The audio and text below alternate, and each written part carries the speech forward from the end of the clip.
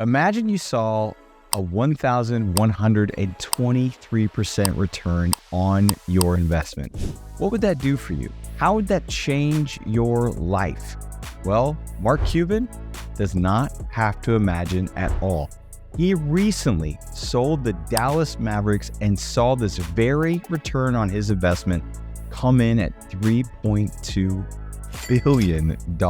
Hey there, my name is Chris Gravy, and a lot of people don't actually know this, but I invested alongside Cuban in one of his most successful deals in Shark Tank history. Now, stick around to the end and I'm going to tell you all about it, and I'm going to show you a way that's possible to see these kinds of returns as an investor. Let's take a second and unpack the origin story of Mr. Mark Cuban. One of the things I love about Mark Cuban is he went to the same university as me, Indiana University. He comes from very humble beginnings, but that dude has always been a hustler and a grinder his entire life.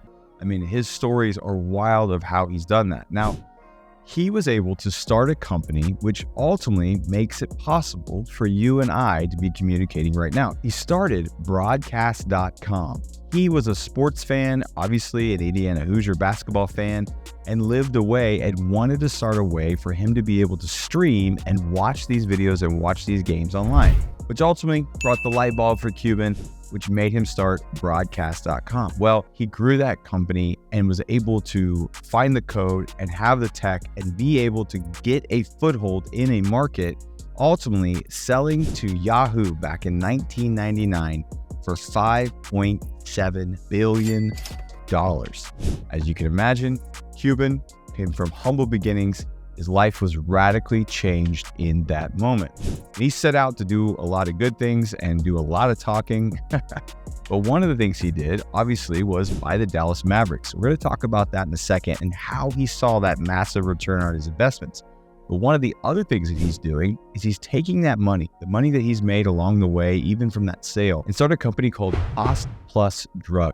And he's doing this to try to bring fair and good pricing to the pharmaceutical world that is out of control. He's trying to make an impact in an industry that is full of super high prices and just not fair pricing for consumers. Let's go back and talk about the Dallas Mavericks and this huge return on investment that Cuban saw. He bought the team back in 2000, which is crazy because I feel like Mark Cuban has owned the Mavs for 50 years. That's not the case. He bought the team, forget this, $285 million. $285 million. Can you imagine trying to buy an NBA franchise for that price today? Not going to happen. I don't care if it's the worst franchise in the league. You're not getting it for that price. So he bought it at $285 million. And look, he came in and changed an entire culture. I lived in the Dallas area for close to 10 years. What it was to what it has become is 100% because of Mark Cuban. He changed the culture, he brought in the team, he understood how to market, and he was so passionate about bringing the brand of basketball to the Dallas area that people got so excited and they started spending their money and they started coming to the game. Not only that, but they were able to win a championship and beat LeBron in the NBA Finals just a few years ago. And here we are, 23 years later, and guess what? Cuban sells a very, very large stake of his company, ultimately netting him $3.5 billion. That is a 1,123% return on investment. Not bad, Mr. Cuban. Congratulations. Obviously, as someone who looks up to Cuban as another angel investor, someone who finds startups, understands startups, invests in startups, when I had an opportunity to invest in a startup right alongside Cuban, I got really, really excited. Now, this is a company that got featured on Shark Tank many, many years ago, but it's called Beatbox Beverage. When I had the opportunity to invest in them, they had valued themselves at close to $60 million. It's led by 3 budding founders, and Cuban actually invested $1 million on the show. So when this opportunity kind of came across my desk and I looked and I saw the opportunity, not only was I ready to jump in and invest, I really believed that this company had potential. But here's the crazy thing. They had kind of survived 3 different instances where their company was about to go under.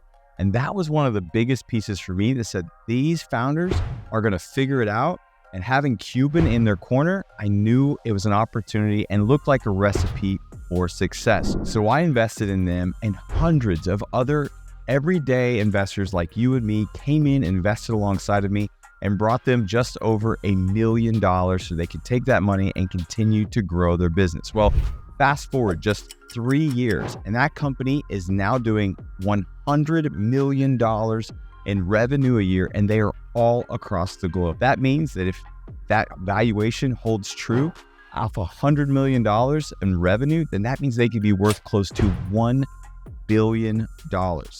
Not a bad investment. Very excited for this to see where they go and how they continue to grow. So with all that being said, it's very intriguing to me that Mark Cuban made 2 really massive moves in a very short period of time. One, obviously, was selling the Dallas Mavericks. That guy loves the Mavericks so much, but there's something I'm sure that he's seeing around the corner, maybe in his own life or potentially in the economy to come, that would make him make a move like that. Also, he said he's stepping down from Shark Tank and not doing Shark Tank after this next season. I mean, those are 2 massive moves. And people know Cuban as the Mavericks owner and one of the hardcore sharks in the world of Shark Tank.